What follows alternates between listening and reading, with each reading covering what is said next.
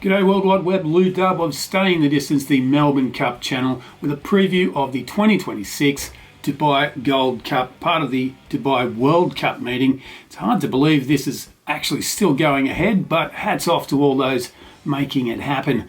I'm also looking forward to the Shima Classic with Calandigan and Ethical Diamond going head to head, not to mention the dirt track race with Japan's Forever Young heading over to defend his title. He's one of few Japanese horses heading over to Dubai in these troubled times. This channel, though, it's all about the stayers, so let's take a quick look at the field for this year's Dubai Gold Cup. Al Riffa, who we all know here in Australia, is the favourite, with last start winner Sons and Lovers, Al Nayyir, another last start winner, Sunway and Caballo De Mar, all around $7, $8 or $9.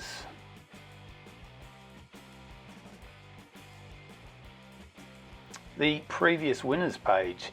It's a race that only commenced in 2012. On screen we're showing the last 11 winners. The standout performer being Vazirabad, that won it 3 times in a row. No one else has won it twice. The most influential lead-up race has been the Nad Al Shabar. This year we've got Al Nayyir and Sunway coming out of that race. Here's the maiden racecourse track map. It's quite similar to our Melbourne Cup here in Australia in that they've got a kilometre before they're on a bend. The home straight is 450 metres.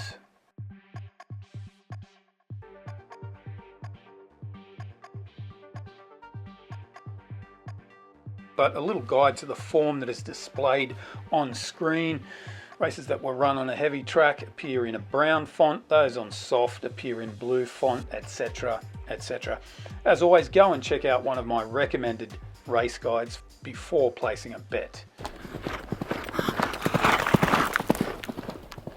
Number 1 is Al Riffa. He has the runs on the board in terms of wins against quality opposition. He won at Group 1 level last year, taking out the Irish St Ledger. What's made him a bit smelly for many punters was his 7th place finish in the Melbourne Cup, though.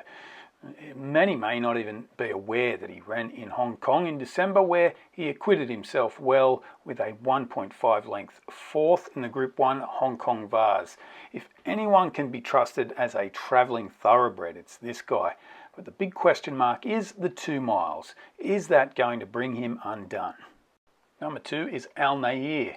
He's in barrier 10, a cruel blow, but they do have about 1,000 metres before the first turn.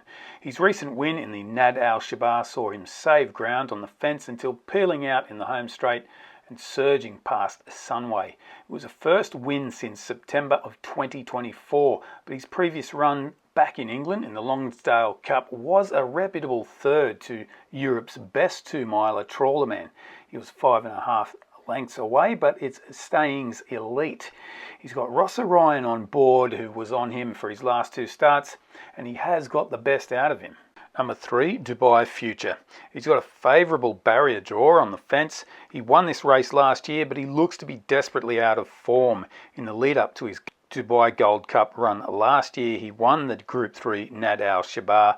His most recent run was back in August, a massive fail in the Lonsdale Cup, finishing 11 lengths last to Trawlerman, well behind the aforementioned Al Nayyir. For him to be competitive, it will be a massive form reversal, and at 10 years of age, I'm voting against that. Number 4, Caballo De Mar. Well, this 5-year-old gelding is somewhat of an exception for Northern Hemisphere stays.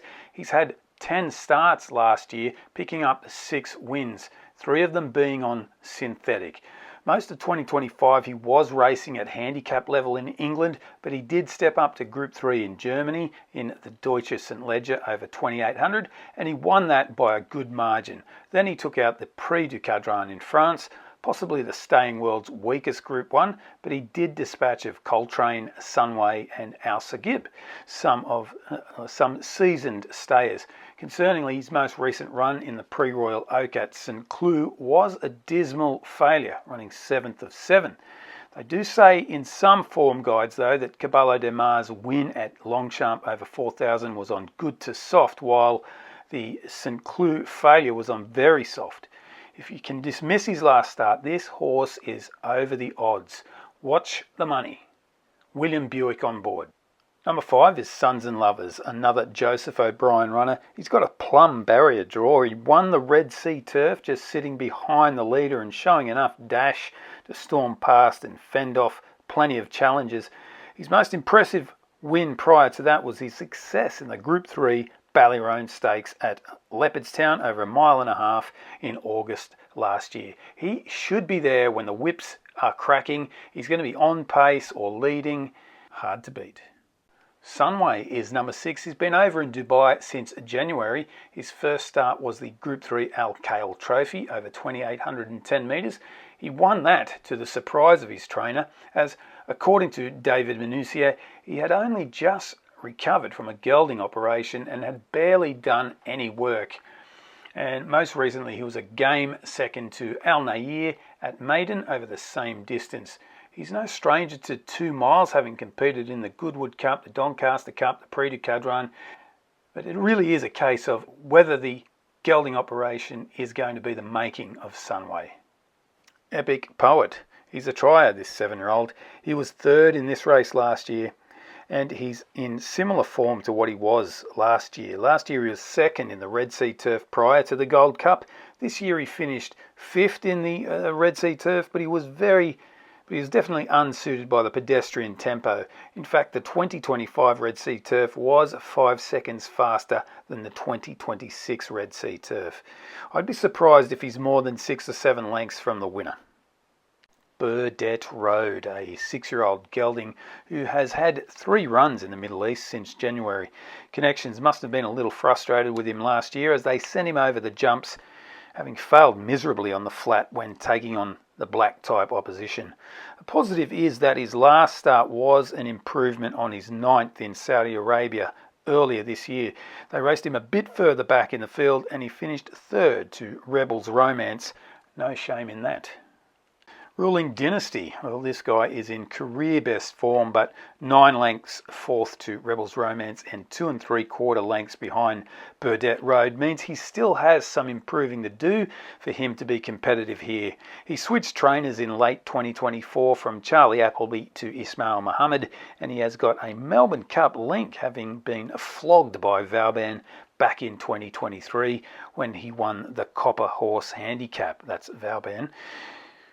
No chance. Fairy Glen. She's the sole female in the field. I don't think she's a token entry either. She's done plenty of racing over 2,800 at lower level, but her most recent start was a step up to Group 2 over the shorter distance of 1,800 metres in Dubai. And connections have obviously decided after her win there that the Gold Cup is an easier option than the, say, Dubai Turf over 1,800. She's attractive odds if you fancy a roll of the dice. Well, no matter how this unfolds, fast tempo or average pace, I believe our Riffa has the weapons to win this. It's not a 24-horse field. He's going to be within striking distance of horses he's got the quality to deal with. The major threats are Sons and Lovers and Caballo De Mar. Sons and Lovers is a little untapped at this point. His last start win was somewhat attributable to being on pace in a slow tempo 3,000 metre race, while Caballo De Mar's last start failure could be down to the heavy conditions, and he's the one that is likely to push the pace early and maybe benefit, maybe prevail if our Riffa doesn't cope with a solid tempo 2-mile event. I'm going to stick with our Riffa. I'll be hunting around on Betfair for $3 if someone's willing to offer.